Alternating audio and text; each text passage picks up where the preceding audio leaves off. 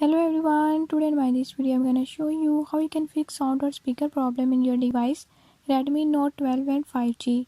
In this device Redmi Note 12 and 5G, if you're having any issue like you want to play a song or video is playing but you don't see the audio or sound from it, I'll show you how you can fix it. Before I start, if you're new to my channel, don't forget to subscribe and press bell icon. Watch complete video and learn how you can fix it.